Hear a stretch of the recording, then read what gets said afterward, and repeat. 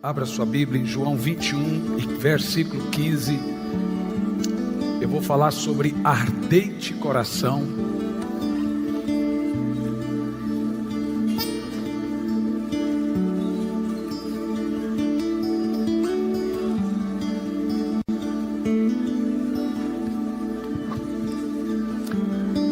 Depois de terem comido, perguntou Jesus a Simão Pedro: Simão, filho de João, amas mais do que esses outros? Ele respondeu: sim, Senhor, tu sabes que eu te amo. E ele disse: apacenta os meus cordeiros. Pode continuar. Tornou a perguntar-lhe pela segunda vez: Simão, filho de João, tu me amas? Ele lhe respondeu: sim, Senhor, tu sabes que eu te amo. E disse-lhe: pastorei as minhas ovelhas. Pode continuar. Pela terceira vez Jesus perguntou: Simão, filho de João, tu me amas? Pedro entristeceu-se por ele ter dito pela terceira vez: tu me amas? E ele respondeu-lhe: Senhor, tu sabes todas as coisas, tu sabes que eu te amo. Jesus lhe disse: apacenta as minhas ovelhas. Eu acho que vocês podem sentar no banquinho aí, que nós vamos ficar por aqui mesmo, viu, Paulo?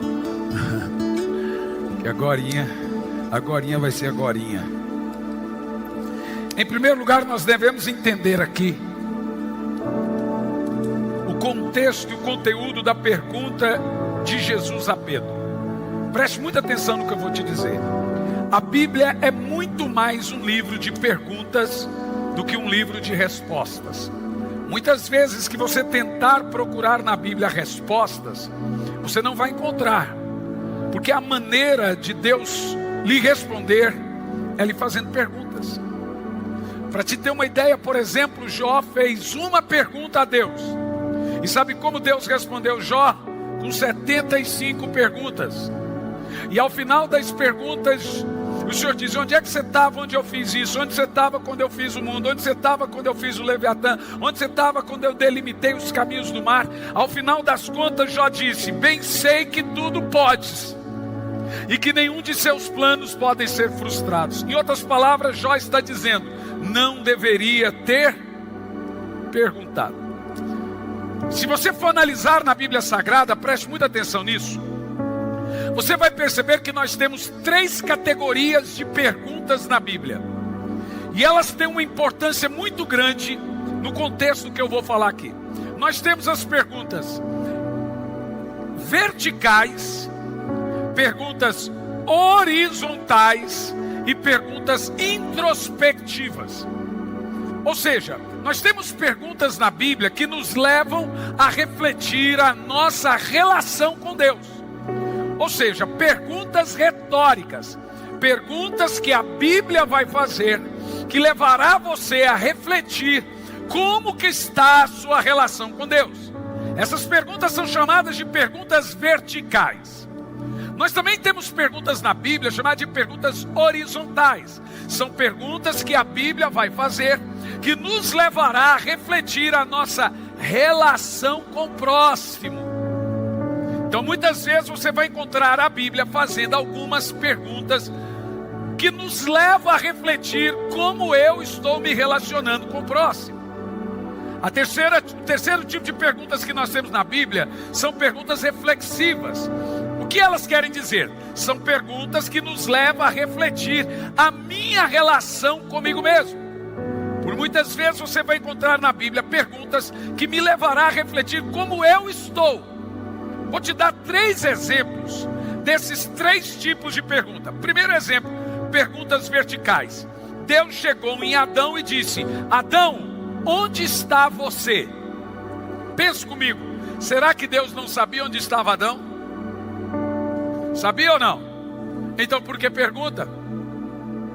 Na realidade, Deus não está perguntando para Adão. Para ele, Deus saber aonde Adão estava. É para Adão saber a posição que ele perdeu. O Senhor não pergunta para Adão o que você fez. Ele pergunta para Caim o que você fez. Para Adão ele pergunta: de onde você saiu? Olha que coisa interessante na Bíblia. Deus não cobra de Adão a morte do filho. Deus cobra de Adão a queda da esposa. E cobra do irmão a morte do outro irmão.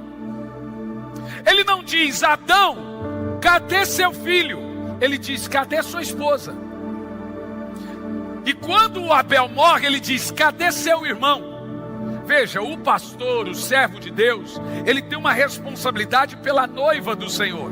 Mas você tem responsabilidade pelo seu irmão. Cadê seu irmão aqui dessa noite? Aonde está o desviado? Aonde está aquele que se afastou? Aonde está seu irmão?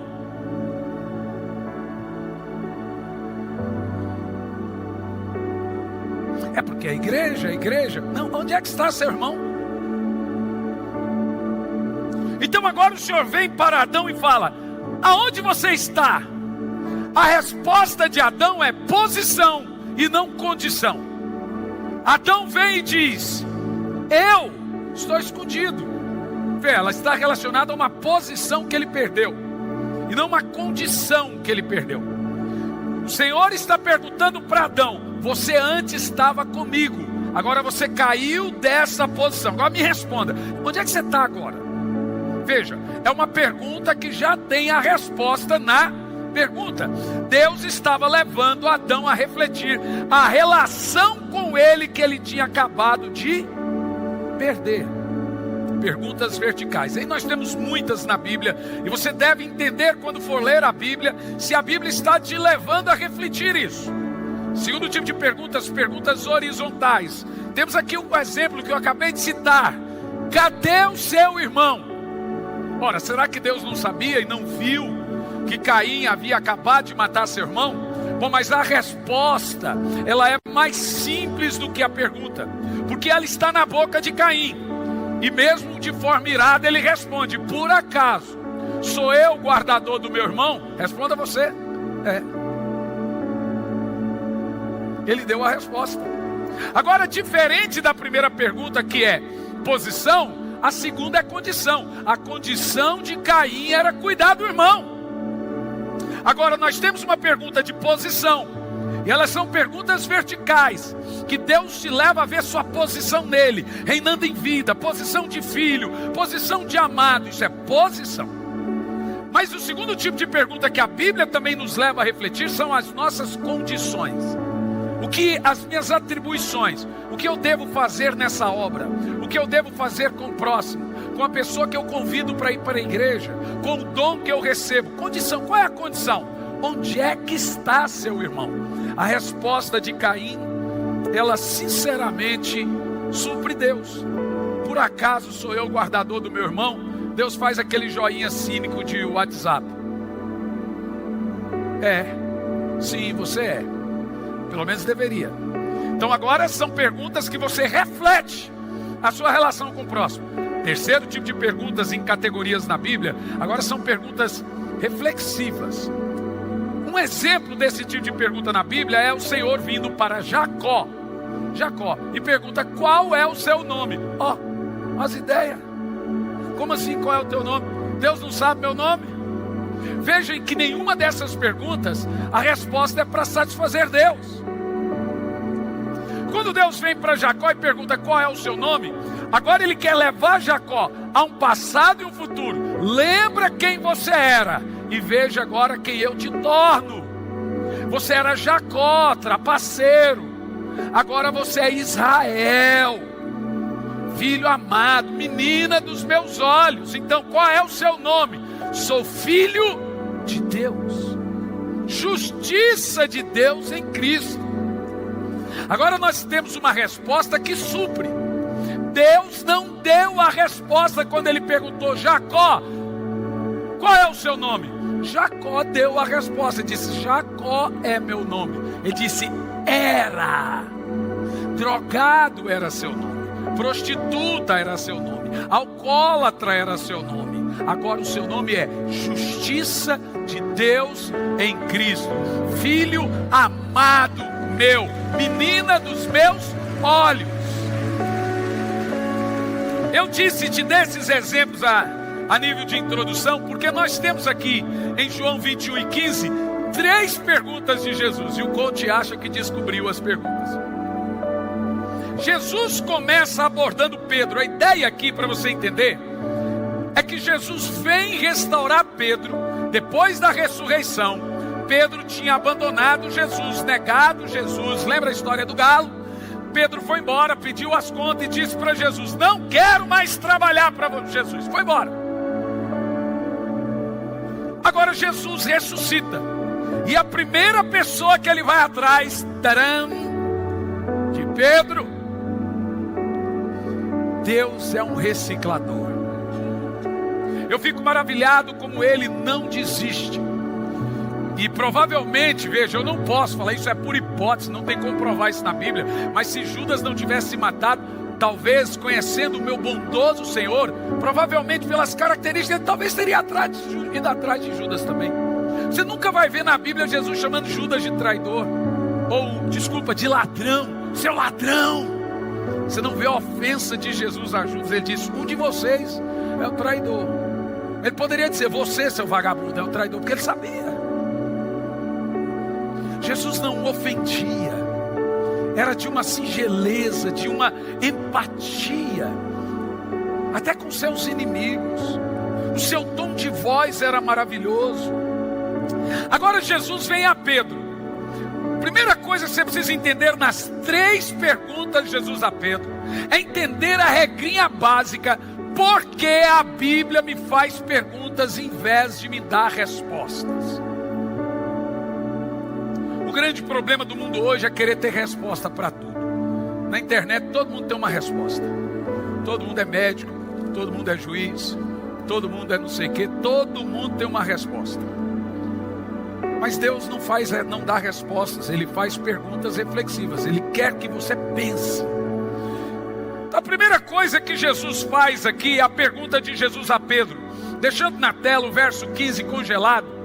A gente pode pensar que Jesus está repetindo a mesma pergunta 3 vezes, mas não está. Jesus vem a Pedro e faz uma pergunta: Pedro, me amas mais do que a esses outros? Observa que essa primeira pergunta é diferente da segunda, que é diferente da terceira. Quando você vai refletir a primeira pergunta, me amas mais que a esses outros? Primeira coisa, Jesus não está abordando um assunto sem importância, porque ele repete por 3 vezes a pergunta. Veja bem, meus irmãos, o conteúdo da mensagem de Jesus é o primeiro mandamento. Somente ao Senhor teu Deus adorarás, e só a Ele prestarás culto. Mais do que isso, tanto o mandamento dos 10, que é o de Moisés, como o de Jesus: amarás o Senhor teu Deus de todo o seu coração, de toda a sua alma e toda a sua força. Você percebe que o conteúdo da pergunta de Jesus aborda tanto a velha quanto a nova aliança. Perfeito? Então Jesus vem a Pedro dando um assunto muito importante. Por quê? Sempre haverá uma expectativa de Deus para conosco, acerca do nosso amor para com Ele. Isso a princípio pode parecer estranho para quem não ama o Senhor ou não entende algumas coisas. E ele pode dizer: por que Deus quer que eu ame? Ele é um narcisista, um invertebrado, é um maluco que adora a adoração? Não é nada disso. Você vai entender por que nós necessitamos amar a Deus de todo o coração. E você vai entender que faz mal para nós não amar a Deus de todo o coração. E é para o nosso dano não ter um coração ardente pelo Senhor. Por quê?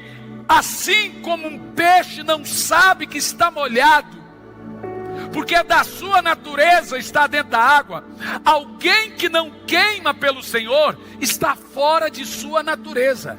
Vai ficar doente, terá muitos problemas, porque ele está desconectado de seu original.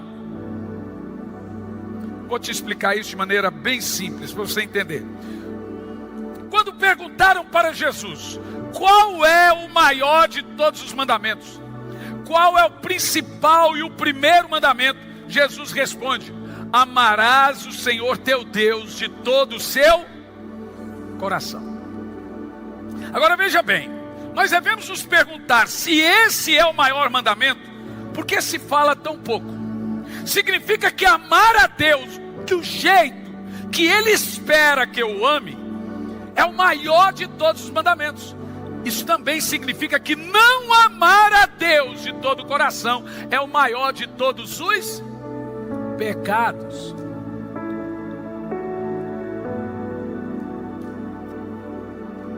Ou seja, não basta dizer que ama. Igual tem gente que fala assim: amor, eu não sou de falar, não sou de demonstrar, mas eu te amo. Falei: mamãe, quem sabe o que está no seu coração é Deus. Se você não demonstrar, eu não sei não. Não, mas você sabe. Não, não sei, você tem que falar. Se você não demonstrar e não falar, eu não sou adivinho, eu não sou Deus para saber que você ama. Não adianta você falar: você sabe que eu amo. Não, não sei. Se você não falar, eu não sei. Aí só as irmãs digam amém. Olha, irmãos, entenda: mulher ama ser amada com palavras, quando você está dormindo, quando você está acordado, quando você dá presente. A mulher, o negócio da mulher é ser amada. Então aqui é para o seu bem amar a sua mulher.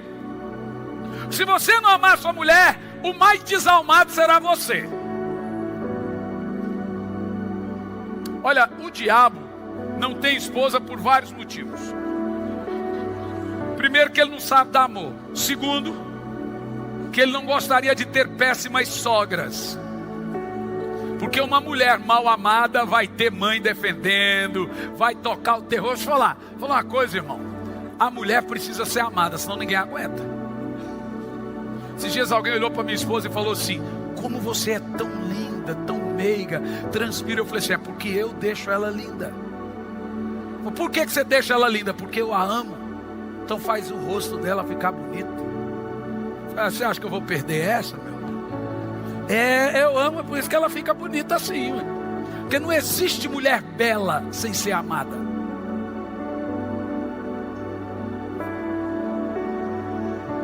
Bom, a Bíblia já disse isso, né?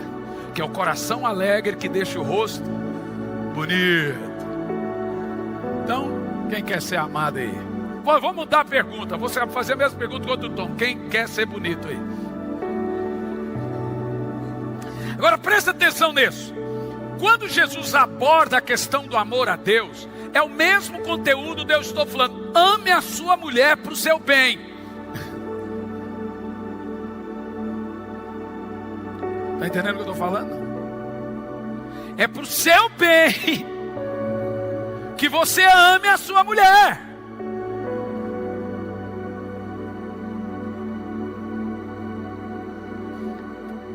Nós devemos nos perguntar: se esse é o maior mandamento, por que nós damos tão pouca importância nele? Olha a seriedade desse amor. Põe para mim 1 Coríntios 16 e 22. A seriedade de amar a Deus como Deus espera que eu ame. Não é dizer que ama. Há uma expectativa em Deus que o seu amor por Ele seja do jeito que Ele espera. Vou te explicar.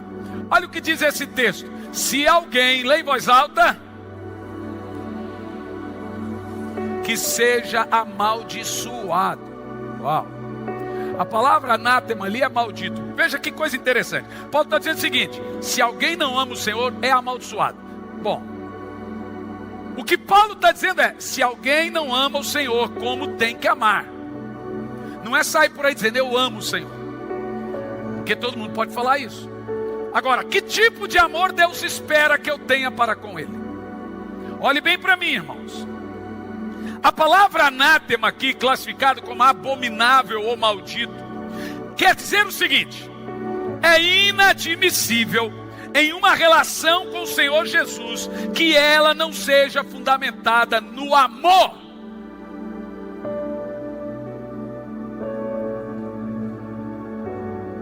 No amor verdadeiro, bíblico, que Ele espera que eu tenha para com Ele. Não é dizer que ama, não é apenas não faltar culto, isso faz parte da expressão do amor. É o amor que queima, é o ardente coração mencionado na Bíblia. Isso quer dizer que se nós tentarmos viver uma relação com o Senhor, se ela não tiver esse amor que o Senhor tem expectativa que tenhamos por Ele, ao invés de nos levar a um lugar de bênção, nos levará a um lugar de maldição. É isso que ele está dizendo. Quem não ama o Senhor, que seja maldito. Bom, para mim é uma palavra muito verdadeira, porém digna de aceitação. Vamos tecer algumas coisas aqui interessantes. Primeiro, o motivo da pergunta de Jesus a Pedro: tu me amas? Jesus não está perguntando algo para ter uma resposta afirmativa ou negativa, do tipo: Pedro, você me ama? Te amo, Senhor. Jesus não quer ouvir de Pedro a resposta. Essa que é a verdade. Ele já sabe. Vocês estão entendendo o que eu estou falando? A ideia de Jesus aqui não é: Pedro, fala que me ama. Te amo, te amo, te amo. Não, tipo assim, não é a esposa recém-casada, porque é mulher. Até os 40 anos, ela compete com o marido. Ai, vai jogar bola e vai me deixar. Até vai assistir um filme sem mim. Ah, vai sair com os amigos, vai me deixar. Quando ela passa dos 40, ela olha para o marido e fala: vai sair não. Vai, leva as crianças. Quer dizer, a mulher se descobriu. Quando você chega em casa, ela está com as pernas para cima, fazendo unha, assistindo nada, com coisa nenhuma, de boas, alegre da vida. Mas antes, você vê que ela amadureceu, e o homem também, gente. O homem amadurece com 89 anos. Mulher nasce mulher, homem nasce menino. Mas seu marido vai amadurecer antes de Jesus voltar, talvez. Faz parte, gente. Tem hora que a gente se faz também. Às vezes a gente só quer um colo. Então faz parte da gente se fazer. E quando ele faz aquela cara assim de bravo, tipo assim: eu sou o alfa da casa, é o maior menino de todos. É tipo assim, você olha para ele e fala assim: você não precisa fazer essa cara não, eu sei que você é piduncho, eu sei que você quer. A ideia é que quando eu falo assim, esse motivo da pergunta de Jesus, Jesus não está medindo força com Pedro. Jesus não está dizendo assim: Pedro, fala, te amo, te amo, te amo. Não. Quando Jesus fala: Pedro, tu me amas mais que os outros, ele não quer ouvir Pedro dizendo te amo.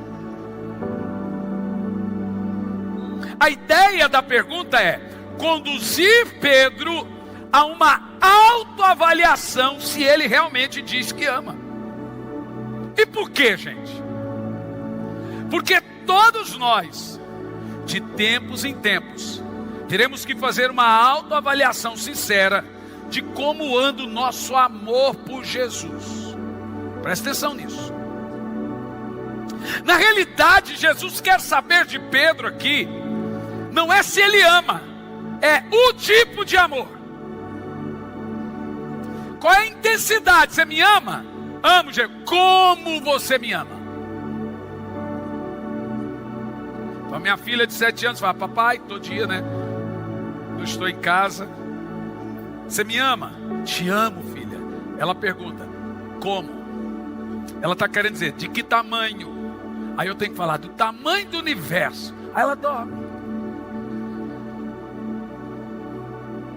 Então a ideia de Jesus aqui não é: me diga que você ama. Ele quer saber assim: qual, olhe bem para mim todos vocês, qual é o tipo de amor que você tem por mim?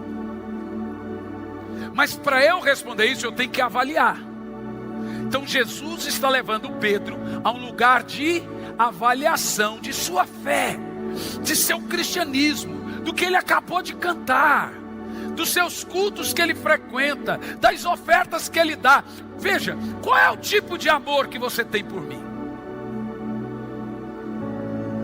Então a ideia de Jesus é: me diga que tipo de amor, porque são 3 perguntas, cada uma é um tipo de amor. Já vou te mostrar isso. Por alguns motivos, Jesus faz a pergunta a Jesus: Pedro, tu me amas? As 3 perguntas feitas a Pedro são parecidas, mas não são iguais. Primeiro tipo de pergunta: tu me amas mais do que os outros? Bom, vamos nos perguntar, quem são os outros?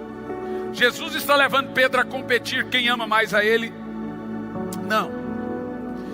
Para você entender isso aqui, você tem que voltar em João 13, 21 e lembrar da ceia. Isso antes da morte de Jesus, na noite em que ele é traído, ele faz uma ceia. E está todo mundo eufórico, feliz da vida, comendo com o Messias. Todo mundo ali cria quem Jesus era.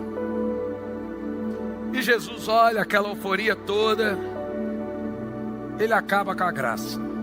Ele fala assim: vocês estão felizes? Não, talvez. Pô, deixa eu fazer uma pergunta aqui, ó. Um de vocês aqui vai me trair. Ô gente, qual a graça usando um negócio desse? Imagina você está assistindo o jogo do Brasil e fala assim: ih, a Suíça vai ganhar. Mas qual é a graça? Imagina você está todo mundo de amarelo e chega alguém vestido de argentino. Tem alguém, um engraçadinho na família que sempre faz isso, não tem? Eu sou argentino, eu torço para a Argentina. Pelé é melhor que Maradona. Tem um do contra ou não tem?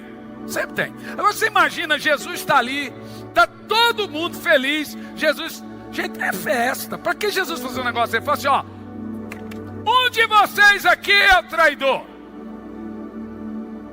Você imagina aquela cara amarela que todo mundo fez assim.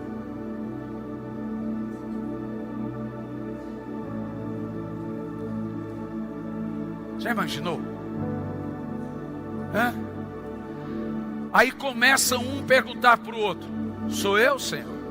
Ah, mas que conversa é essa? Não, sou eu, Senhor. Aí o outro: sou eu? Mas que conversa é essa? É você que tem que me dizer. Como assim sou eu? Você não tem certeza se você me trai ou não? Mas no meio desses aí que não sabiam se era ou não um traidor, cheio de confiança no amor que ele tinha por Jesus, se levanta e diz: ó, por ti darei minha vida. Quem foi? Pedro. A ideia de Pedro é: eu morro por você. Ele prometeu um tipo de amor. Prometeu ou não? Agora Jesus vem cobrar, ué. Você prometeu que daria a vida para mim. Você me prometeu um amor disposto a morrer, um amor a não se esquecer de mim, um amor a não se esfriar com pandemia. Quando você desceu nas águas do batismo, você disse: Senhor, se possível eu darei minha vida para o Senhor. Você prometeu a levar tapa por mim, a perder a vida por mim, a não se desviar quando tivesse apostasia, a não me abandonar. Quem vem para a igreja por causa de gente, sai por causa de gente. Quem vem por causa de Jesus, não sai.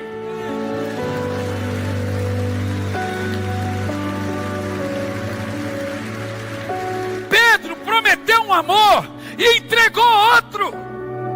Ele prometeu: eu morro. E eu vou dizer, Pedro estava certeza. Ele não mentiu. Tanto que ele corta a orelha de mal, que ele está disposto a dar a vida ali. Pedro prometeu, mas não conseguiu entregar o amor que ele promete. Ele disse: eu morro por você. Mas na primeira oportunidade ele nega Jesus. Não é bem diferente de Judas, não. A pergunta que você tem que fazer é: o que levou Pedro a não entregar o amor que ele promete? Gente, se o camarada que anda com Jesus não consegue manter o amor que promete, por que nós não devemos avaliar o nosso? Se pergunte agora: qual é o tipo de amor que eu tenho por Deus? Porque Deus, acerca de seus filhos, Ele só aceita um tipo de amor. Presta atenção: se o seu amor pelo Senhor não foi encontrado nesse tipo de amor que o Senhor espera, seja ele maldito. Ao invés de te levar a um lugar de bênção no seu relacionamento com Deus, vai te levar a um lugar de maldição. Tu me amas? Te amo, Senhor. Me diga como. Que tipo de amor você tem? Pedro disse: eu darei a minha vida. Dará mesmo? Pois eu vou te dizer uma coisa, Pedro. Você vai dar a vida por mim? Dou. Pois eu te digo que antes que o galo cante, por 3 vezes você me negará. Você imagina a cara de Pedro? Não, eu estou falando que eu vou morrer por um homem, agora ele fala que eu vou negar ele as ideias. Como eu vou negar? Eu vou dar a minha vida por ele. Jesus, só que veja, que coisa interessante, o amor de Jesus é tão singelo, que em nenhum momento ele deixou de pastorear Judas, quando viu e sabia desde o início quem Judas era. Irmão, deixa eu te falar uma coisa, Jesus deixou claro, um de vocês aqui é o diabo. Você consegue pastorear diabo? Você consegue lidar com um demônio na sua equipe? Porque Jesus sabia desde o início que um dos 12 era o demônio. A Bíblia diz, um de vocês aqui é o diabo. E ainda assim ele pastoreou o cara, velho. Te falar, valorize quem tem um coração pastoral, valorize seus pastores. Porque em boa parte a gente sabe, esse camarada vai dar em nada, mas a gente continua ali. Como Jesus, velho.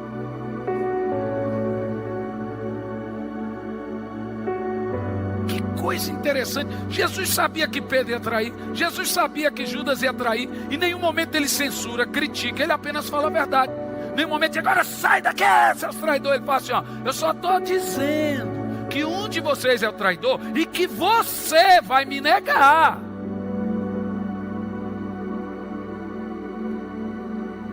Quando a Bíblia diz, Jesus diz assim, me amas mais que os outros, presta atenção no conteúdo, é que todos os outros disseram, somos os traidores. Pedro disse, eu não sou traidor. Então Jesus agora vem, mete o dedo na ferida e fala assim, você ainda é melhor que os outros.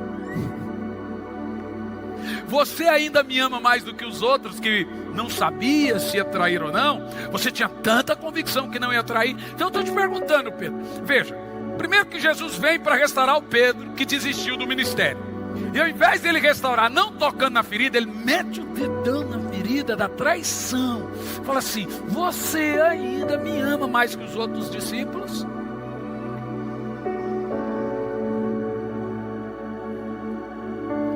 Então a primeira pergunta de Jesus, me amas mais que os outros?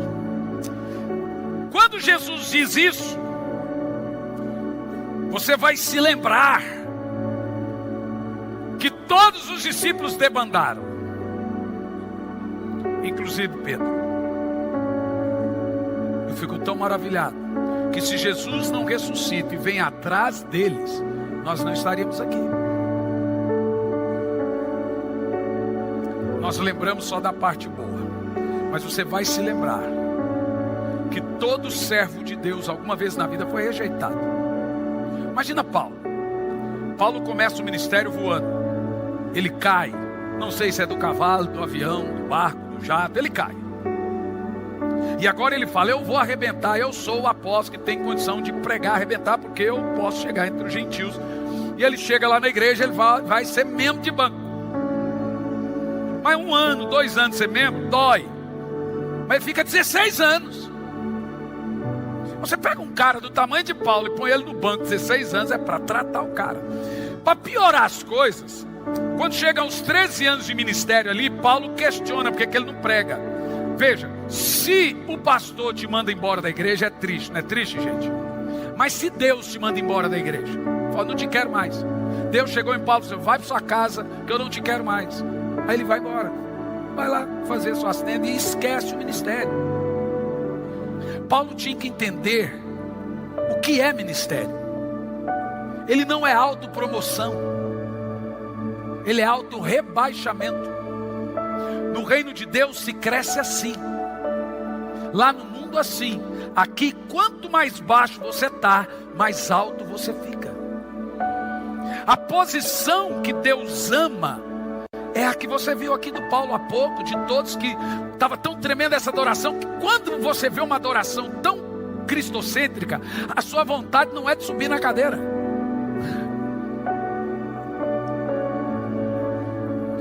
Quando você está diante da beleza de Jesus e ela é tão visível, você não tem vontade de subir. Você tem vontade de se cavar um buraco, se esconder e ficar ali ao pé dele e grudar no lago.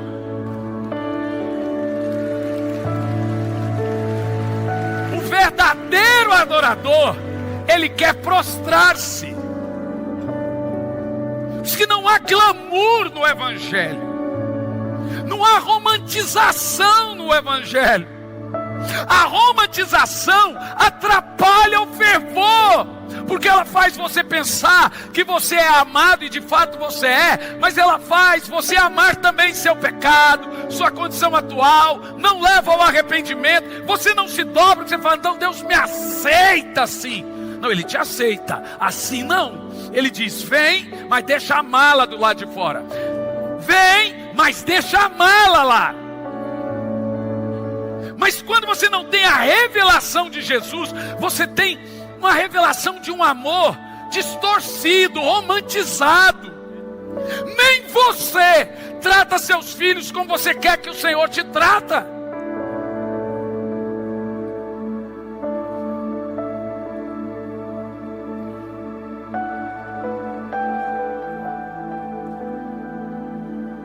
Pense comigo. Pedro, você me prometeu amar mais que os outros. Se abandonou. Você ainda me ama mais do que a eles? Jesus está querendo dizer assim: que raio de amor é esse? Que você me abandona e não quer voltar para o ministério.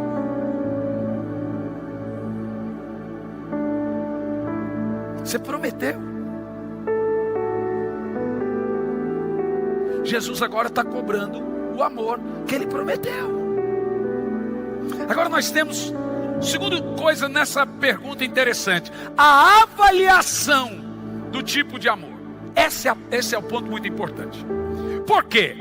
Quando Jesus vem e pergunta uma coisa, Pedro não responde te amo, ou seja, a mesma pergunta. No nosso português experimental nós entendemos te amo. Pedro, tu me amas? Te amo. Mas na realidade Jesus pergunta uma coisa e Pedro responde outra. Porque veja bem, existem vários tipos de amor na Bíblia. No Brasil, amor é amor. O cara vai para um motel com a amante e diz que faz amor, mas não está fazendo amor não. O cara transa com quem não conhece, mas diz que está fazendo amor, mas não está não.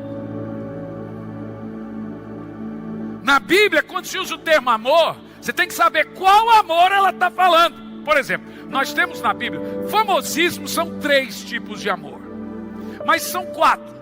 Então nós temos um amor na Bíblia chamado amor estorge. Nós temos na Bíblia um amor chamado ágape. Nós temos na Bíblia um amor chamado eros. E nós temos na Bíblia um amor chamado filéus. É o famoso filezinho. Então, por exemplo, os devassos amam usar amor eros como amor.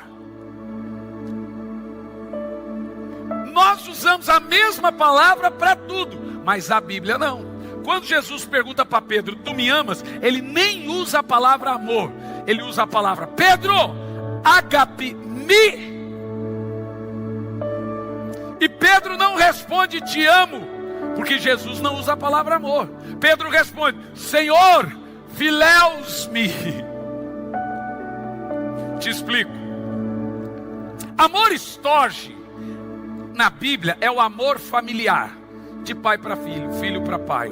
Por isso que você não pode dizer, por exemplo, minha filha, você quer saber quando um casal vai bem? É quando os filhos ficam com ciúmes dos pais juntos. Então você vai no shopping, a menina entrando no meio. Não, eu quero ficar aqui no meio. Você está na cama, ela vem no meio. Você beija a mãe e fala, que nojo. Quer dizer que o casal está indo bem. Mas isso é só por uma fase. Esse aqui me dava raiva, que tinha ciúme da mãe. Ai, deixa minha mãe. Eu falei, arruma mulher para você, porque essa é minha.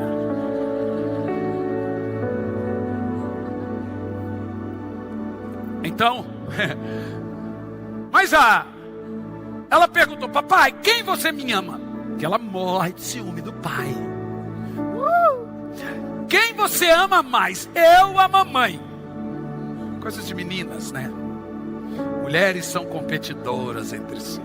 Eu falei assim, filha, o amor que eu sinto por você é muito diferente do amor que eu sinto pela mamãe. Nem é chamado de amor igual na Bíblia.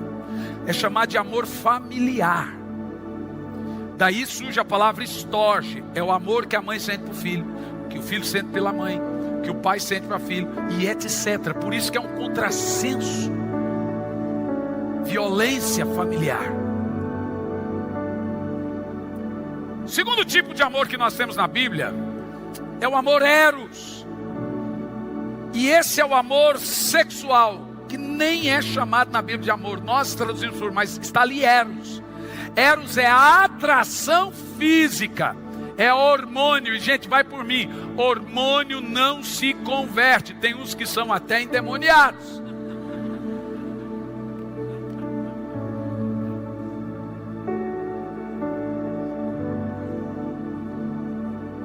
Eros é atração física. Quando o mundo usa o termo todo tipo de amor, eles não estão falando de amor, estão falando todo tipo de sexo. Entenderam a jogada do diabo? É todo tipo de sexo vale. Na realidade, isso não é amor. E nós temos um outro tipo de amor, que é o filéus. O amor filéus é o amor fraterno, que você sente por um irmão, por um colega, por um irmão da igreja, o pastor pelas ovelhas. É o amor que quando você se conversa tem. Por exemplo, eu tenho um amor muito grande pelos latinos. O amor é tão grande que eu quase torço para a Argentina. Eu disse quase, mas assim, mas um pouquinho, mas falta esse pouquinho, quer dizer muito. Quando a Argentina perdeu esse aqui, ligou para os nossos amigos argentinos e falou: pastor, realmente a Argentina necessita de um avivamento. Falei: fica quieto que o Brasil não jogou ainda. Olha, sabe, eu fui pregar lá, sabe como é que eles me receberam? Lotado, sabe como é que eles me receberam? Vamos receber o pastor Hernani. O estádio inteiro começou a cantar. Gente, isso é uma falta de respeito. Brasil disse que se siente tener em casa tu papá. Sabe de onde eles inventaram essa música? No 7-1, quando eles jogaram a final com a Alemanha, eles ficaram cantando no estádio, provocando a gente. Vou pregar na Argentina, o cara quer me tratar bem. Sabe como é que ele me recebe? Brasil disse que se siente, me lembrando o 7-1.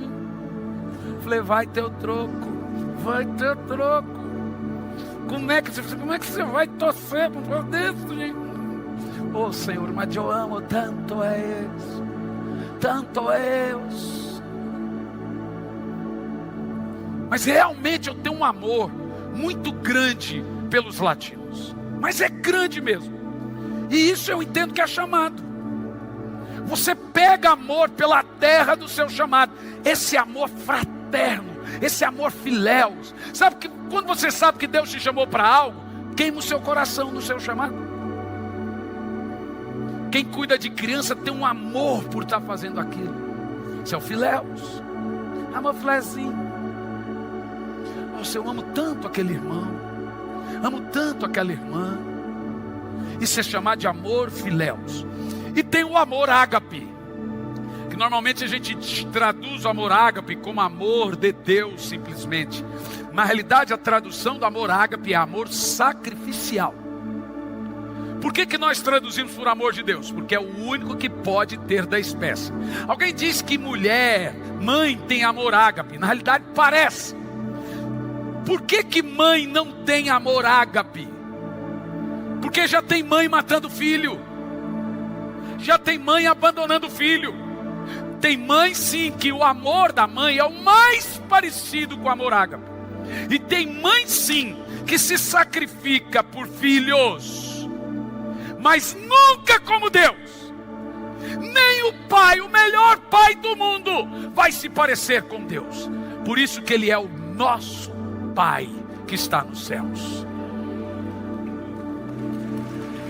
O seu pai nunca será como Deus. Olha, daqui um pouco eu te conto a história disso. Quando Jesus chega, Pedro, ágape-me. Pedro prometeu ágape. Te amo de forma sacrificial. Pedro, ágape-me. Pedro não responde. Continuo dando minha vida por você. Ele fala: eu gosto de você. Ele fala: filéus. Percebeu? Ora, mas Jesus está perguntando uma coisa. Não perguntou se você gosta, ele perguntou se você ama. Pedro, você me ama a ponto de dar a sua vida por mim? Pedro fala: o senhor sabe, eu te traí, eu te abandonei, então eu gosto de você. Jesus pergunta 2 vezes: ágape-me. Pedro, ágape-me. Pedro diz: Senhor, filéus. Mas na terceira vez, Jesus muda a pergunta. Aí ele diz: Pedro, tá bom, filéus-me. Aí você vai ver que na terceira vez Pedro sacou. Falei: Jesus está me tratando. Ele está lidando com a situação da traição. Aí diz que a Bíblia diz que Pedro se entristece. Entristece Pedro e diz: quer saber de uma coisa? Isso está sondando meu coração. Então o Senhor sabe o amor que eu tenho pelo Senhor.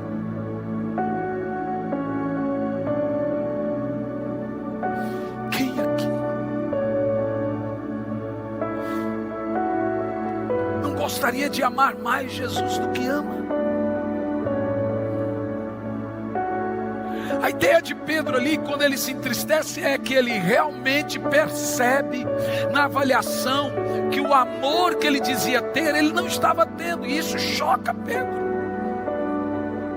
Todo mundo aqui pensa que ama a Deus como deveria.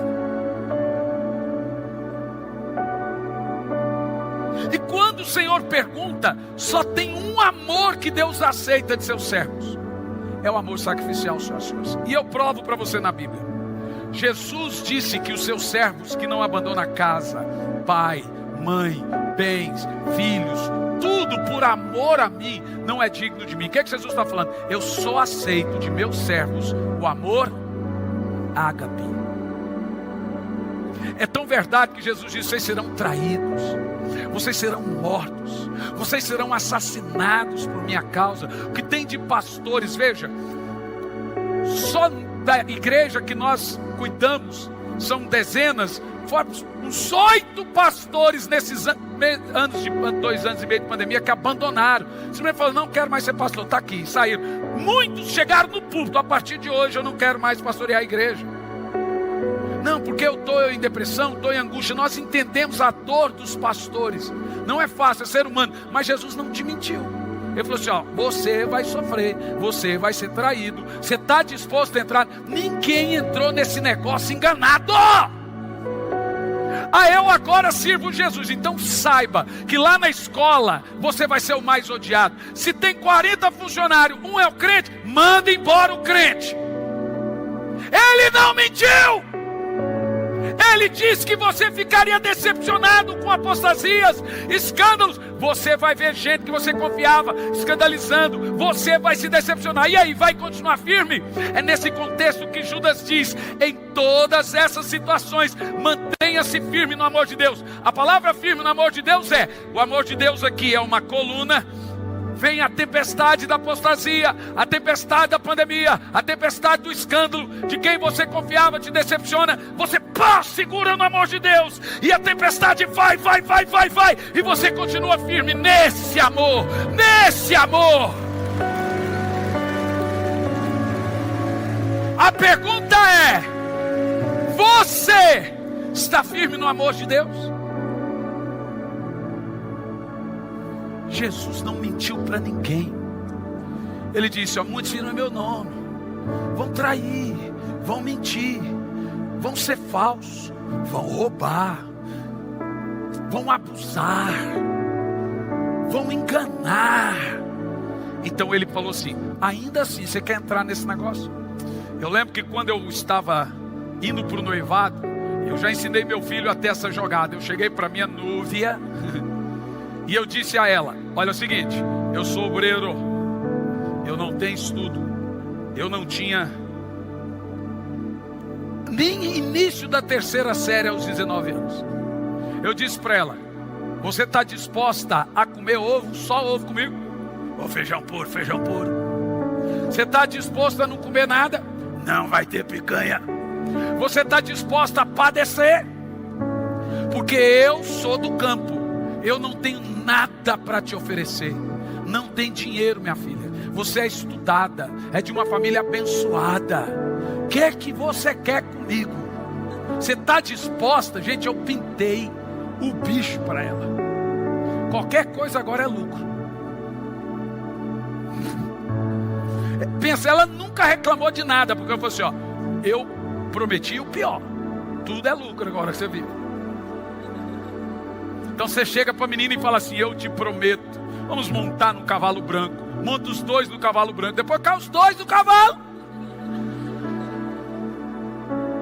Você promete uma coisa e não entrega, gente. O segredo do homem sábio não é prometer, é surpreender.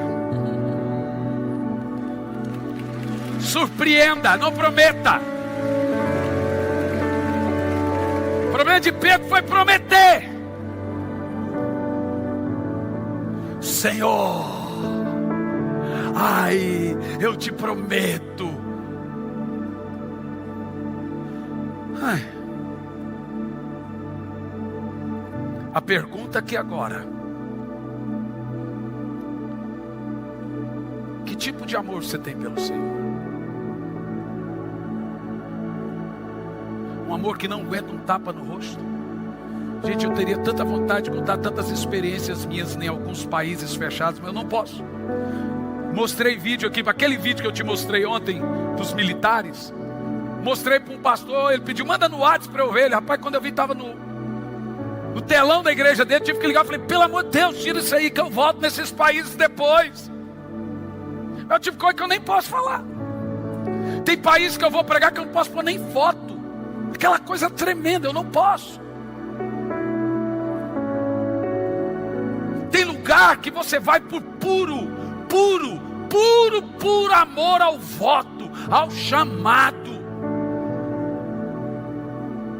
Só porque você ama mesmo o Senhor. E esse é o negócio. Aí você ama tanto o Senhor que Deus levanta outro e recompensa daqui. Eu tenho uma esposa que nunca murmurou de nada. Eu tenho filhos abençoados. Porque a vida toda eu falo para eles, podemos ter tudo e podemos daqui um pouco não ter nada. A Bíblia diz que a igreja primitiva era riquíssima. Tão rica que eles compartilhavam os bens entre si. Mas de repente os imperadores começaram a tomar os seus bens. Você já leu isso na Bíblia? Você está disposto a qualquer coisa por Jesus? Ou você será o primeiro a negar Ele? Que tipo de amor você tem por Deus? Que não consegue frequentar um culto semanal no mês, 4 cultos, um culto semanal na semana, 4 cultos no mês, 6 horas no mês. 6 horas a Deus no mês. Não há fervor em nós pelo Senhor. Não conseguimos vencer o pecado. Vamos conseguir vencer perseguição? O camarada não consegue vencer pornografia. Vai aguentar um tapa?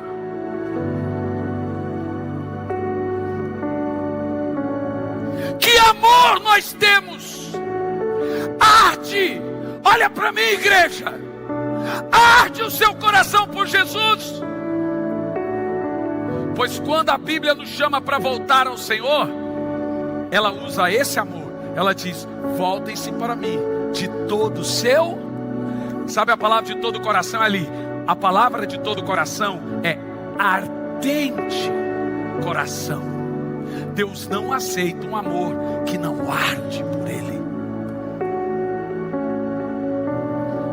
Em outras palavras, como eu sei que o meu amor arde por Ele? Vou te explicar. Estava viajando para Brasília. Sentou uma senhorinha do meu lado. E se sentar no meu lado, irmão, se não tem Jesus, pelo menos ouvir vai. Claro, eu pergunto, hoje em dia, olha, posso? Aí a senhorinha olhou para mim e eu disse, como é que senhora, tudo bem? Veio de Curitiba, eu percebi que era lá de cima, pelo sotaque. Eu falei assim, e eu entrei na conversa. O que você está fazendo aqui no sul, tão de longe? Ela disse, vim visitar minha filha, que mora aqui, casou com um curitibano e tal. Eu falei, ah, é? E aí, ela trabalha de quê? Eu fui indo aqui um pouco, ela perguntou para mim, educada, mas o senhor trabalha de quê? Eu falei, depende da senhora. Ela, o que eu tenho a ver com seu trabalho? Eu falei, é o seguinte, eu sou um pregador do evangelho. Se só deixar eu trabalho é agora. Se só não deixar eu não trabalho. Ela falou, como assim? Eu falei assim, eu prego para quem deixa. A senhora deixa eu pregar Jesus? Ela falou, pode. Eu falei, agora eu vou trabalhar. A Bíblia diz que eu sou trabalhador. Esse é o meu trabalho. É de fato, eu sou um evangelizador. Você só me dá 10 minutinhos, eu trabalho. Depois a gente continua a conversa. Ela falou, pode falar, moço. Eu falei, não, eu vou fazer uma pergunta para a senhora. A senhora tem quantos netos? Ela falou, 12. Quantos filhos?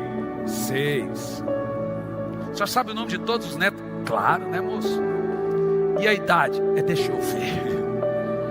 Bom, ela foi me falando o nome de todos, a idade de todos os filhos, mas de repente ela falou o nome do último neto. Começou a chorar. Chorava, eu percebi. Aí não é voz profética, é percepção profética, discernimento. Tive um discernimento de que aquele neto, de fato, era o neto que teve muitos problemas de saúde na família. E eu não vou dizer que foi revelação, porque ela falou, então era fácil perceber. Então a percepção, discernimento. Eu falei, eu percebi que esse neto da senhora aí tem um problema. E veja, a revelação tem hora que ela vem progressiva. Ela falou, é grande. Eu falei, aí vem a revelação. A válvula no coração dele pôs 3 e deu errado nela. Como é que você sabe? Eu falei, eu sou uma espécie assim de Chico Xavier, assim, da vida. Aí falou, eu gosto do Chico Xavier. Eu falei, por isso que eu falei, ele não sou nada de Chico Xavier. Mas como é que você sabe disso? Eu falei, olha, aí no início eu tive uma percepção, agora realmente eu tive a voz de Deus. E ela chorava, gente, chorava. Ela falou assim, como que Deus pode falar para você? Olha, a Bíblia diz o seguinte, minha senhora, e lhes revelará os segredos do coração. E então, entendendo isso, prostrarão o rosto em terra, sabendo que Deus está entre eles. Sabe por que Deus me revela os segredos dos corações? Para curar. Não é só para revelar. Eu falei assim, todos os seus netos moram no seu coração. Ela chorava. Ai, moço, eu fico até ofegante. Falei, esse é o ardente coração. A simples menção do nome de Jesus tem que destruir você.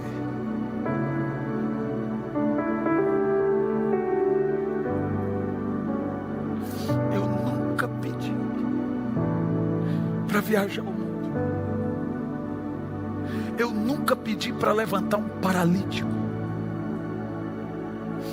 A minha vida toda, desde uma caixa de papelão,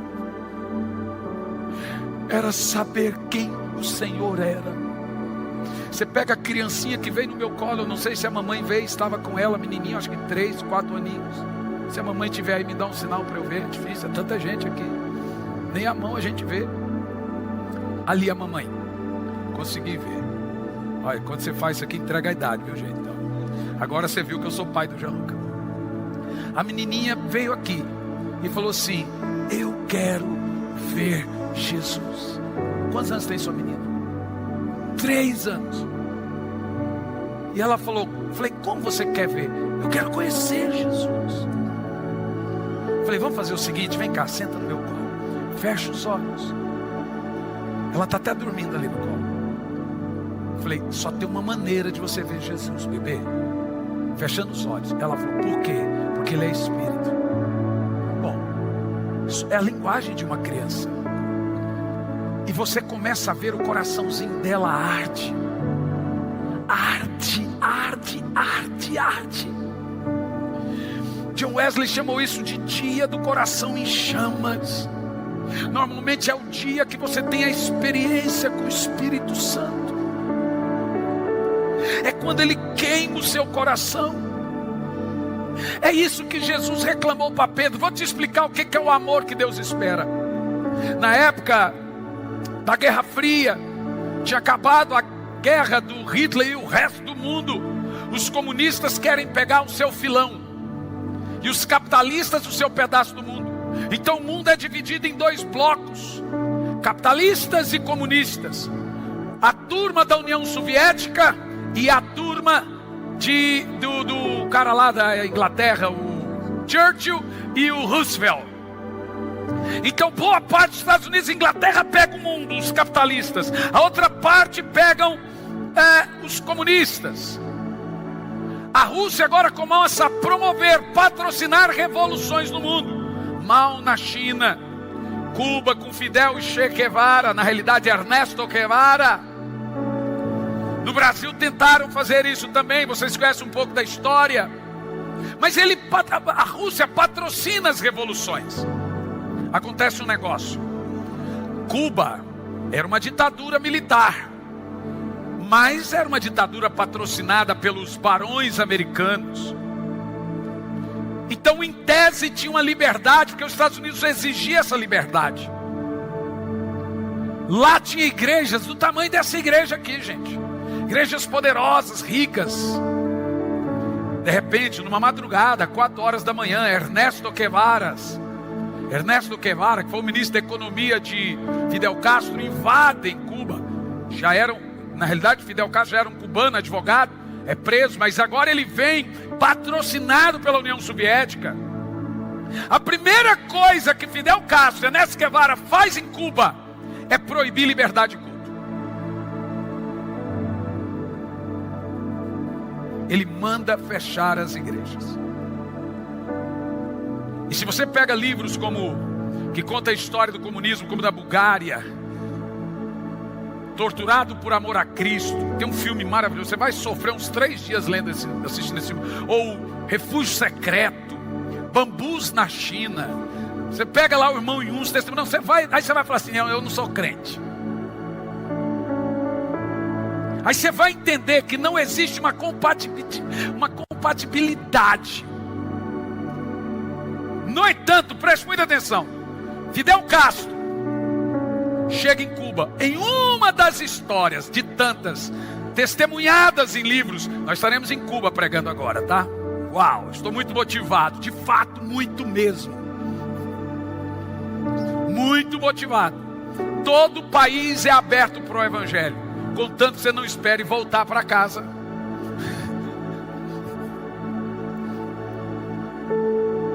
E quando nós recebemos esse convite, ainda hoje, são um monte assim, ó. Eu já falo para minha esposa, você já tem o sim e o amém para todos. Eu amo eles, todos os povos. É o meu chamado. Se você pegar meu Instagram, 90% dos meus seguidores são latinos. Um pouquinho é brasileiro. Eu amo isso. Eu amo falar. Alguém disse, o senhor habla bem? Eu falei, irmão, não sei. Esforçado eu sou. Se eu hablo ou não hablo, todos compreendem. O senhor já estudou alguma língua? Mala português? O meu inglês é tipo caraca. Eu não estou nem aí, meu irmão. Deus me mandou ir, eu estou ali, ué. Que conversa é essa de ficar com o time dela? E se não tem a língua, eu oro em língua, o senhor interpreta. E eu começo a checar lá, algum já entende inglês, outro entende em português, alguma coisa acontece. O cara mais doido que você ouviu no mundo agora é esse. Já entrou dentro de avião, já comecei a orar em língua, e a mulher entendeu em turco e se converteu. Eu estou pregando e oro em língua aqui no púlpito, o cara vem das Filipinas, me ouve em línguas. E vai lá e entende como se eu estivesse falando a língua dele. Não estava. No Peru, uma menininha de 4 anos saiu no meio da multidão. Acho que eu contei isso aqui naquele culto de 5 horas, foi 24 horas, mas eu tive 6, né? A menininha saiu do meio da multidão, 4 anos de idade, e começou a orar em línguas, orar em línguas, orar em línguas, orar em línguas. Daqui um pouco vem um russo enorme. E ele fica vermelhão assim, começa a chorar. Aí vem a esposa dele, peruana, e disse, meu marido quer aceitar Jesus. E eu olhei e disse assim, meu irmão, quer conhecer a Jesus? Disse, não, pastor, ele não habla. Já não. Então eu fui falar o meu inglês com ele. Se nem eu entendo. Eu falo zóis, unhas, ouvidos, orelha, tudo com Z. Bom, eu fui falar inglês, que eu falei, ele também não fala inglês. Eu falei, então, o cara vem chorando na frente, não fala inglês, não fala em espanhol. Como é que a senhora fala com ele? Eu falo em russo. Eu falei, mas ele quer aceitar Jesus? Ele entendeu o que eu preguei? Ela disse, nada. Agora ficou russo o negócio.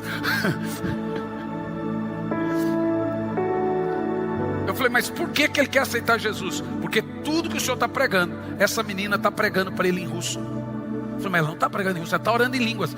Não, ela está falando em russo. Toda a igreja ouvia em línguas, mas ela e o marido entendiam em russo.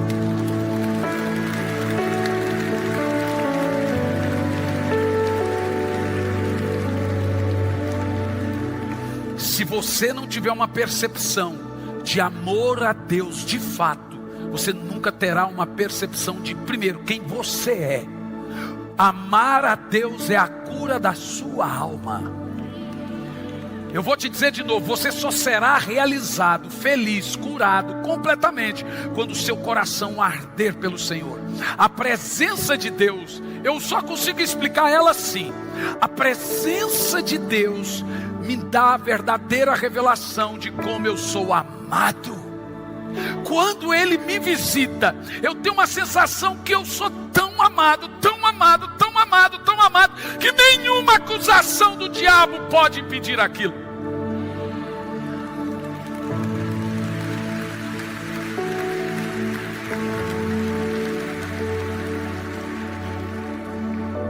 Sabe, você pode até estar frio, mas você não pode gostar de estar frio.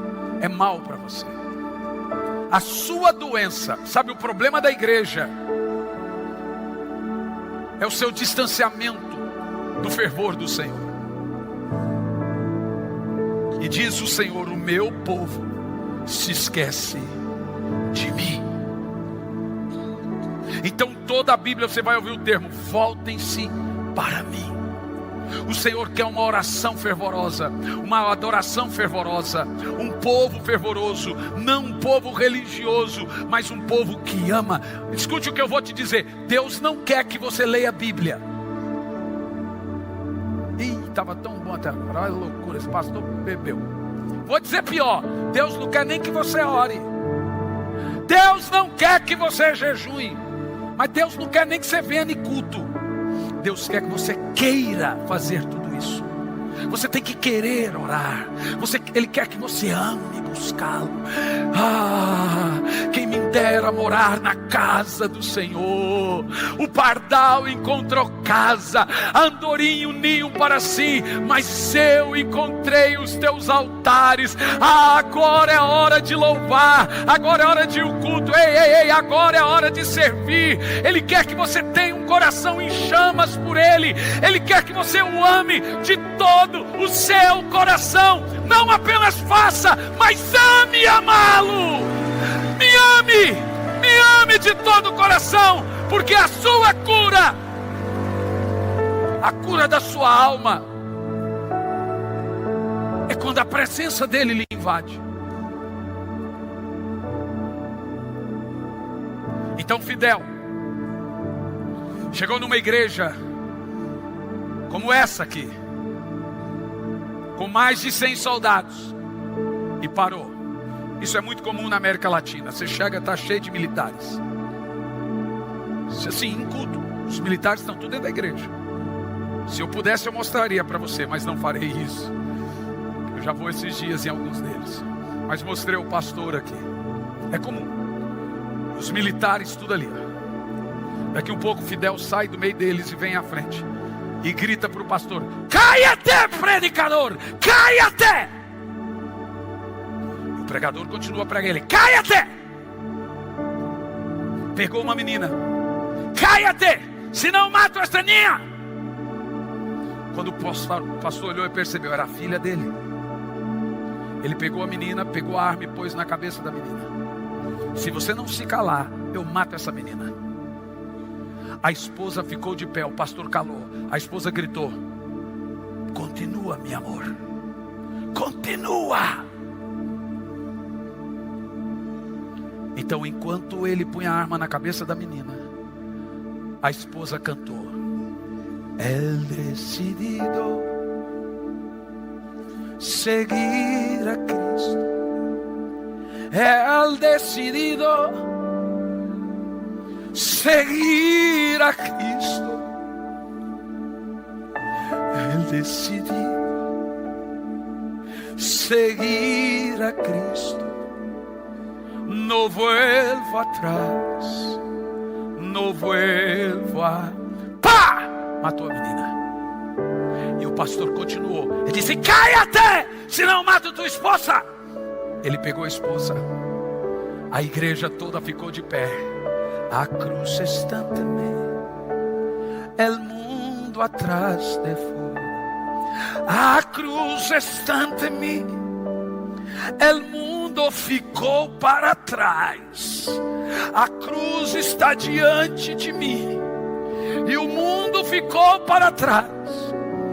No vuelvo atrás, no vuelvo atrás. Pá! Matou a esposa. E toda a igreja começou: estou seguindo.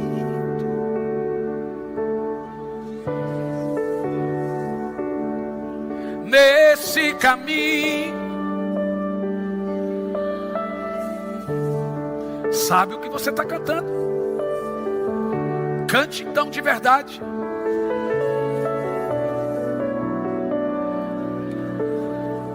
E a pandemia? E o dinheiro? E os escândalos? Se me deixares. Vamos lá.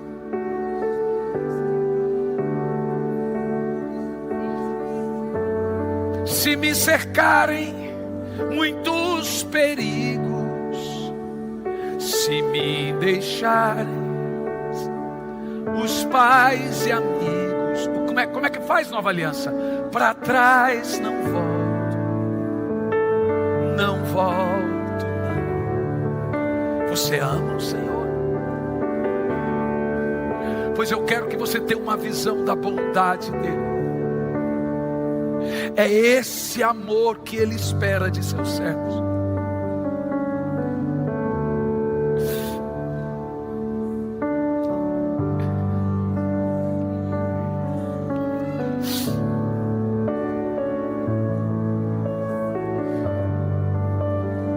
Eu estava pregando.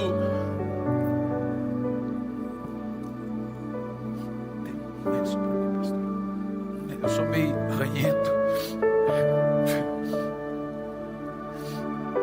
Eu estava pregando na Colômbia. E a hora que eu sentei, eu normalmente sento e deixo abaixar a euforia, para você discernir o que é mover, o que é euforia.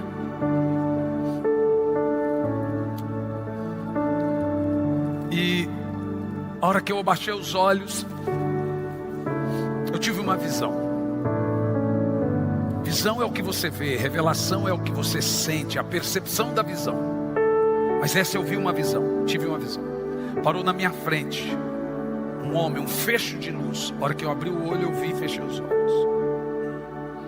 De dentro daquela luz, uma multidão assim. Uma voz olhou para mim e disse: diga.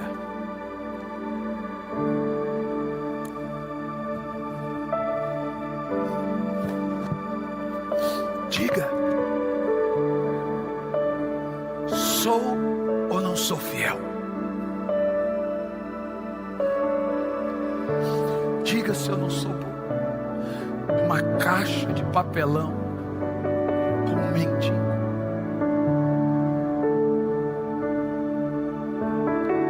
Diga. Eu disse: o Senhor é fiel. Ele falou: se você me conhece, diga o que eu mais gosto de ouvir.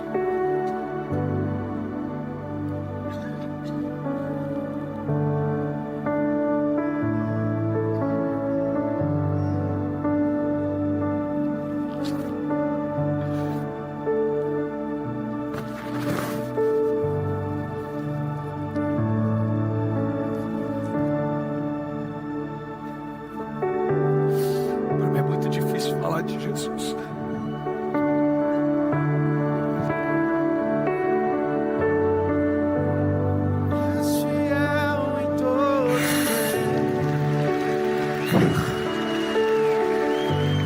Todo tempo tu és tão bom,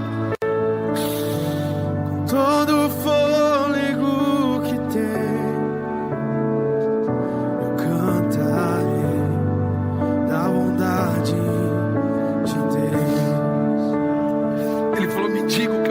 gosto de ouvir. Eu sei o que o Senhor mais gosta de ouvir. Então diga que o Senhor é bom e a sua bondade dura para sempre. Ele disse: é isso. Sabe por quê? Porque a maior teologia do diabo é: Deus não é bom, Ele te deixou, Ele permite isso. Mas quando você diz o Senhor é bom, você desconstrói toda a teologia do diabo. Ele perde todo o argumento. Por isso que o que Jesus mais ensinou é: Deus é Pai. Eu falei: é verdade, o Senhor é bom. Então, Senhor, me diga o Senhor o que eu mais gosto de ouvir. Então Ele disse: eu sei. Então diga. Ele disse: eu sou seu Pai.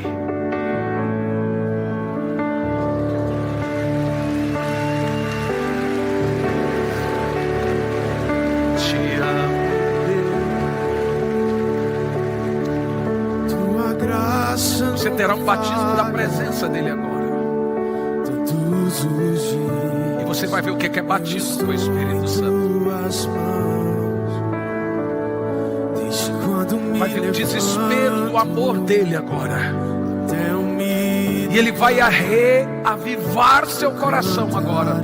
Você perdeu o fervor, o amor por ele. Ele reaviva agora. Cante o mais alto que puder. És fiel em todo.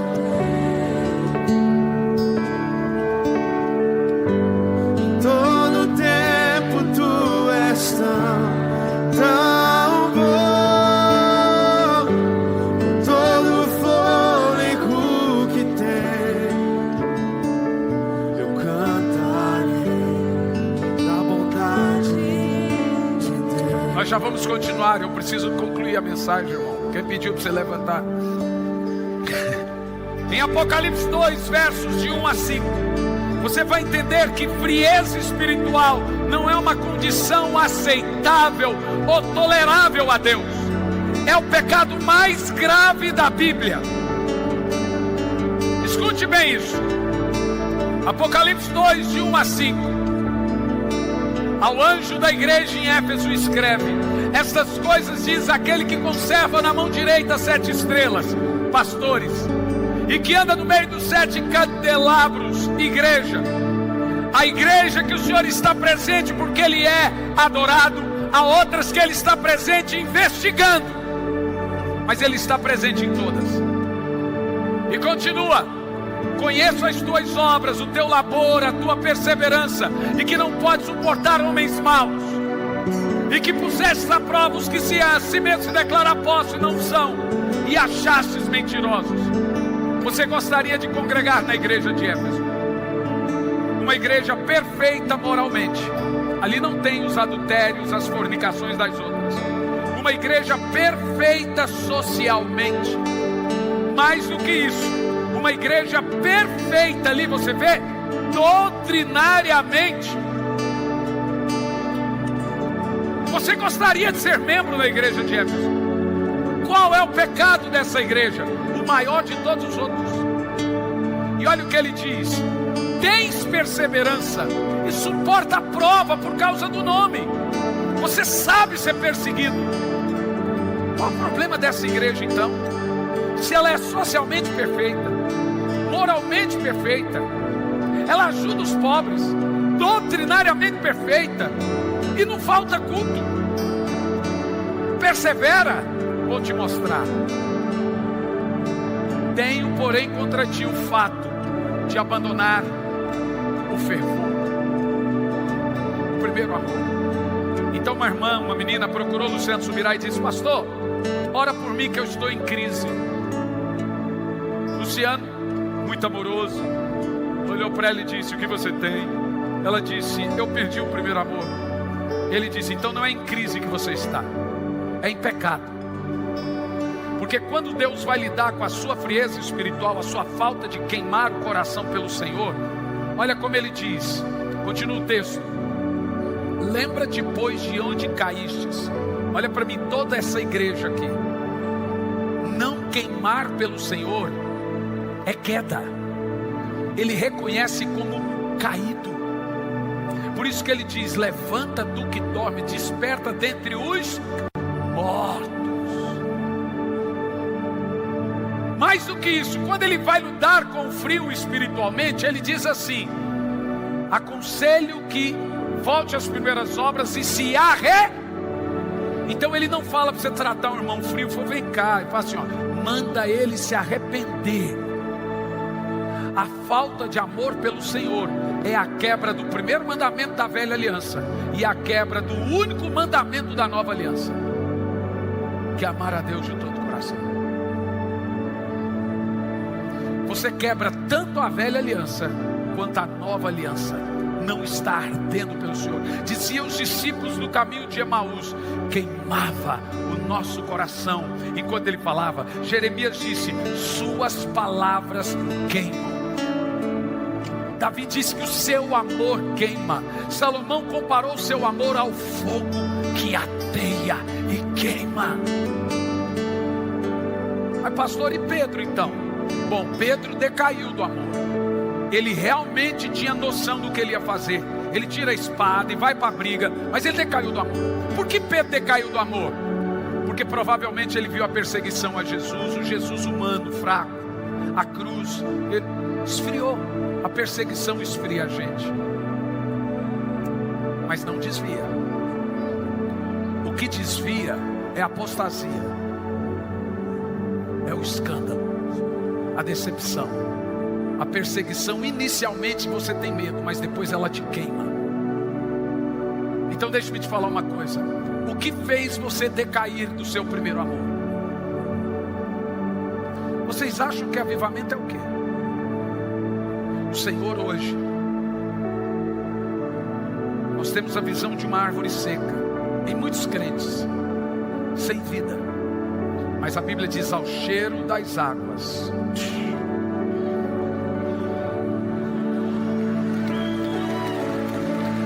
Nem é ao gosto da água. Está falando de chuva, porque a terra anuncia a chuva antes dela vir. Ela exala um cheiro dizendo: vai chover. Então eu vou te dizer uma coisa aqui, talvez alguns abandonaram a esposa, abandonaram a família, perderam emprego, e a insistência no pecado foi fazendo você decair do amor. Talvez outros foram decepcionando, foram saindo da igreja. Ele diz: agora eu não congrego, não sei crer. Muita coisa fez você perder o primeiro amor. Mas agora, ao cheiro das águas, a primeira coisa que você precisa fazer é se arrepender de desprezar o Senhor, tratá-lo com desdém. Se você não tem um lugar de oração na sua casa, você está desdenhando o Senhor, desdenho da presença dEle, despreza.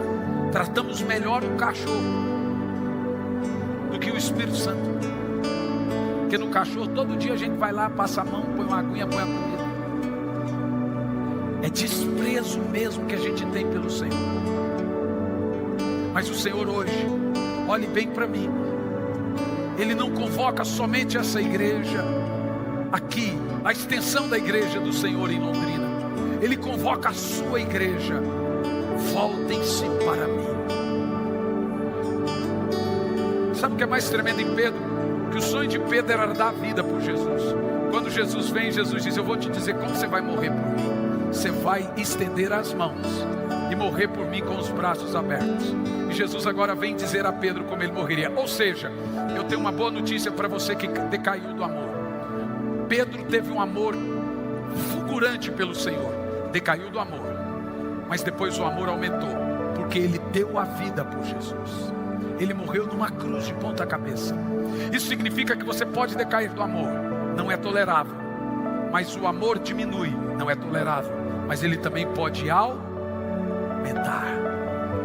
Eu lhe convido a incendiar-se.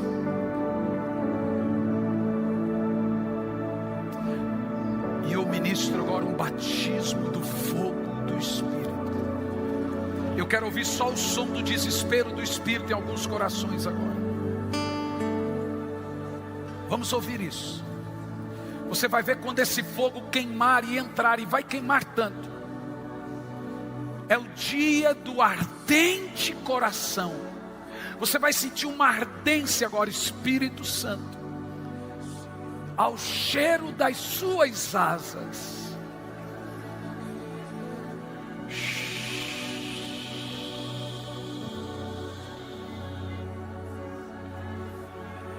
Uma paixão por o Senhor.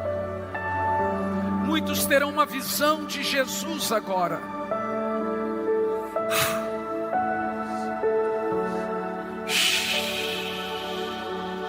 Você o vê agora? Você vai vê-lo agora.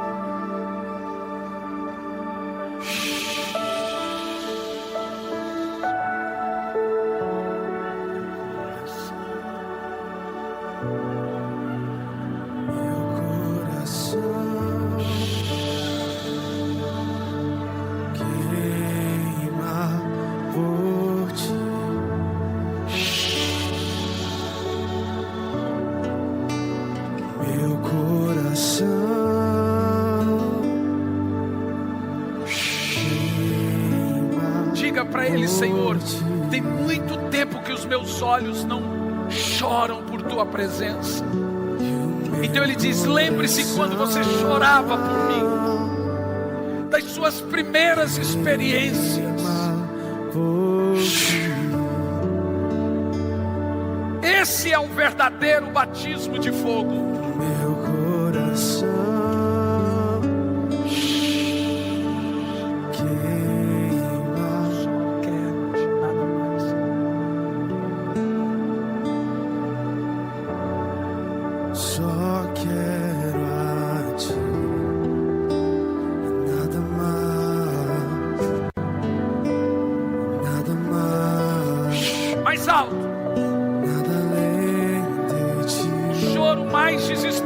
de uma criança é de fome.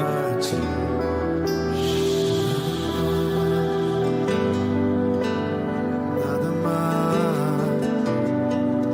nada além de ti. Só quero a ti. Nada mais,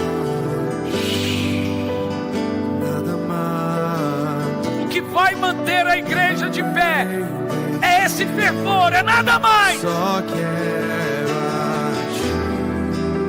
Levante-se, minha noiva, diz o Senhor. Nada mais. A igreja do Senhor. Nada além de ti. Deixa Ele lhe queimar agora. Só quero a ti. Queima. Nada mais e nada mais. Nada além de ti. Só quero a ti. Nada mais e nada mais. Nada além de ti.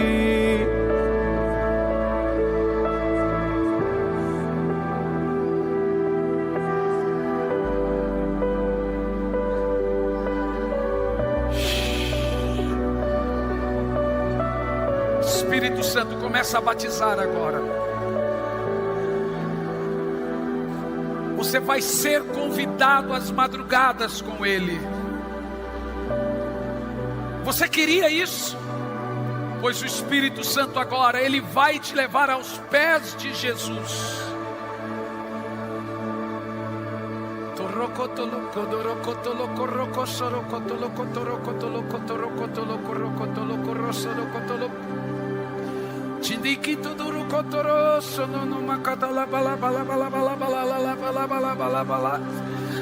E você vai ver que quando a presença vem, vem um espírito, um batismo de alegria, de vontade de regozijar, de saltar com Ele, de dançar com Ele, de amá-lo.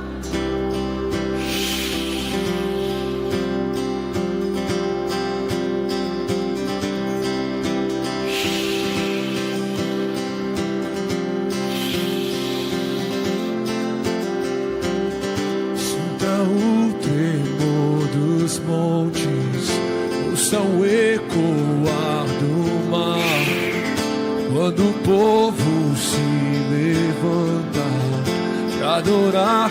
Esse é o tempo da igreja do Senhor. Essa Essa é a geração dos que buscam. É a geração dos fervorosos.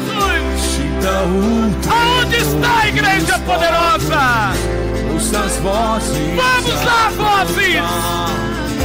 Quando o perdido encontrar Jesus Cristo Salvador. Vejo Deus que está movendo entre as nações com seu poder. Em nações, o Brasil está chegando. A igreja está vindo com poder. Aqui há uma igreja apaixonada pelo Senhor. Vamos lá!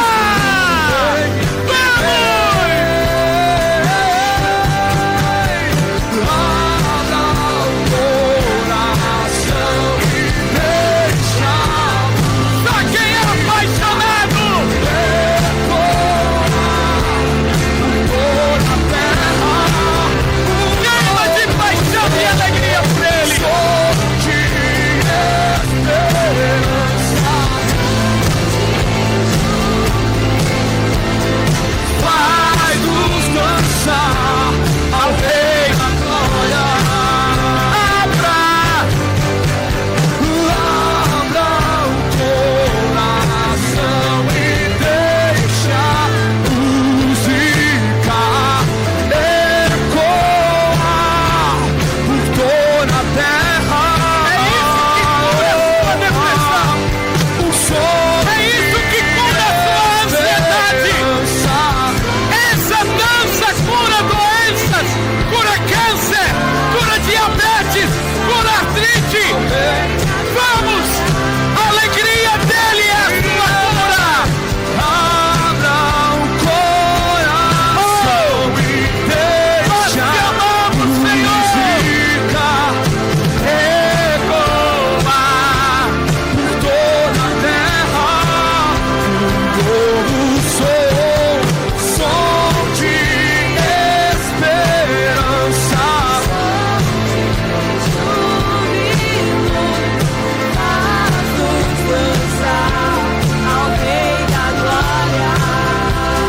Tem alguns pais me pedindo permissão.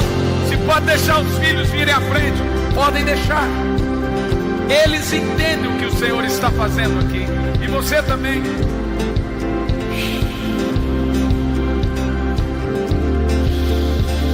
Vamos começar do início. Sinta. Vem aqui, garoto. Sinta o Tremor do céu, Vem aqui. santos Senta aqui. as nações em um só coro, toda a terra restará. Sinta o tremor, sinta o tremor das trevas, como santos a louvar. As nações em um só coro, toda a terra restaurar. Vejo Deus que está movendo entre as nações com seu poder. Jovens e velhos adorando. Os céus então se abriram. Os céus então se abriram. Os céus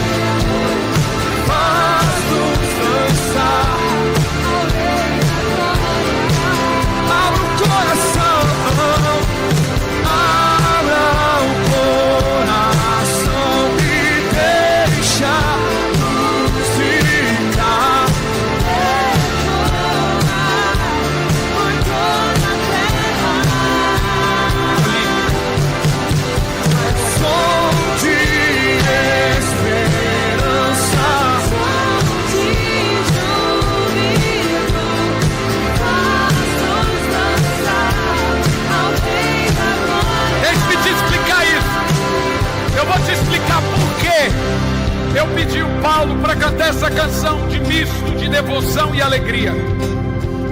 O diabo odeia a nossa alegria. Na realidade, a alegria dele é a nossa ausência de alegria em Deus. Então o diabo rouba toda a sua alegria. Misto de amor pelo Senhor.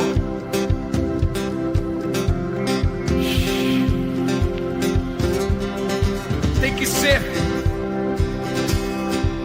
motivado pela sua alegria nele.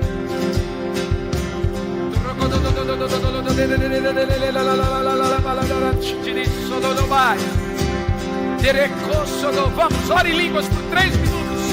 Continue os instrumentos da cadicada labato. Ele agora vai batizar as crianças com o Espírito Santo. Ninguém, todos em línguas agora, todos em línguas.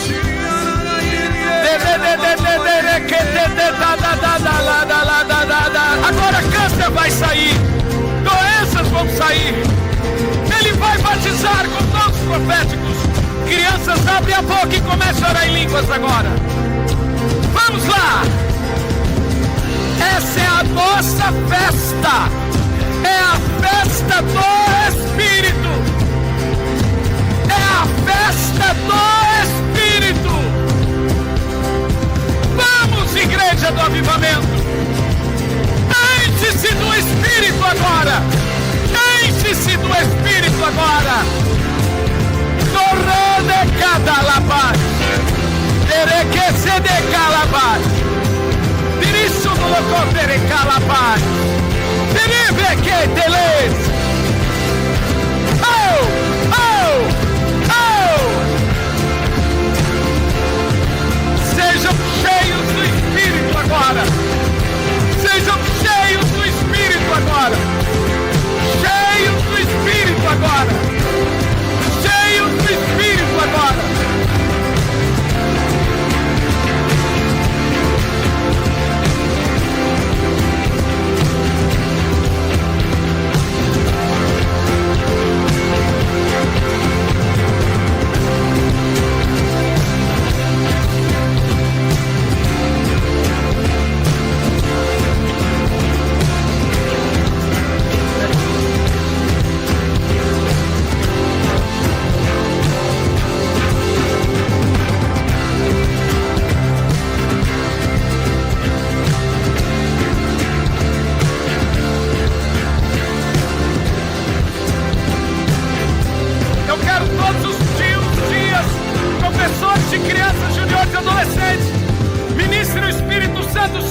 Aqui agora, todos serão cheios do Espírito. Vamos, papais, professores, ministrem, impõem as mãos para que eles sejam batizados com o Espírito agora.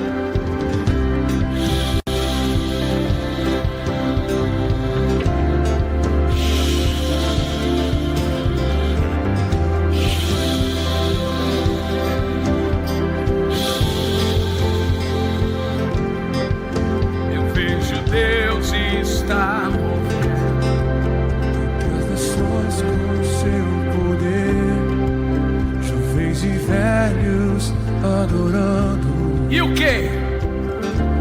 Os céus então se abriram. Os céus então se abriram. Grite isso. Os céus então se abriram. Os céus então se abriram. Os céus então se abriram.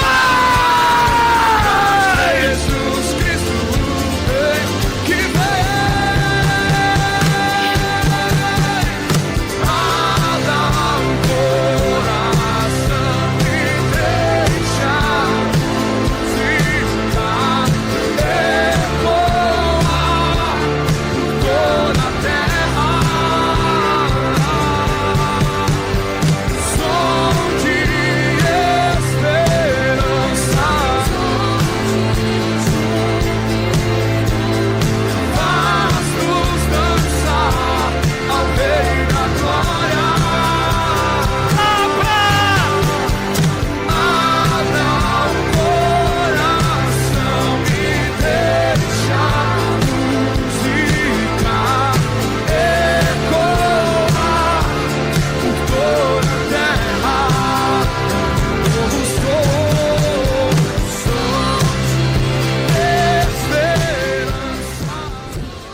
Olá, meus queridos, aqui quem fala é Hernando Santos, sou pastor, sou professor no Instituto Sabedoria e Graça e é disso que venho falar de você agora. Tem muita gente que tem muita vontade de fazer teologia, de concluir um curso em bacharelado em teologia de 2, 3, 4 anos e etc., mas é muito difícil.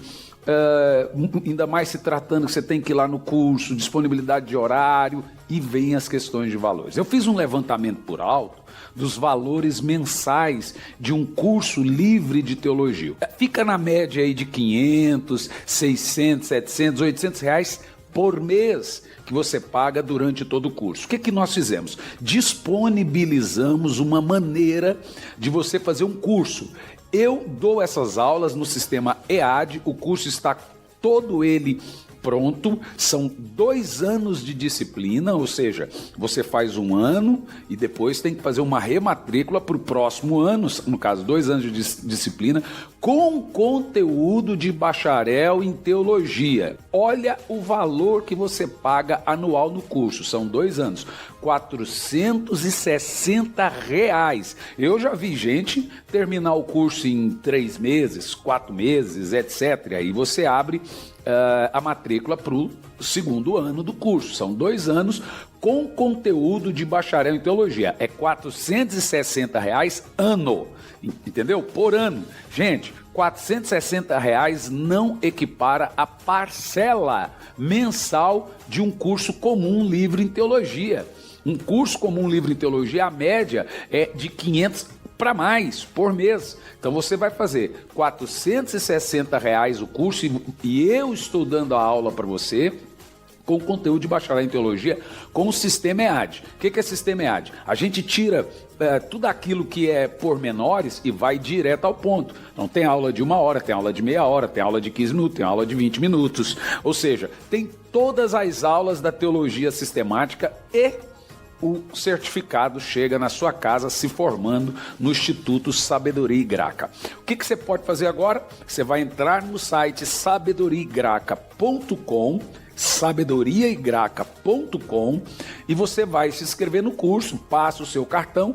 Tem bandeira de cartão que faz até em 12 vezes, tem bandeira de cartão que faz em 10, depende muito da sua bandeira. E aí você vai participar e fazer o curso conosco, sabedoriaigraca.com, curso de teologia, curso livre de teologia, com conteúdo de bacharelado em teologia. Espero você como meu aluno no Instituto Sabedoria e Graça. Entra no site sabedoriaigraca.com.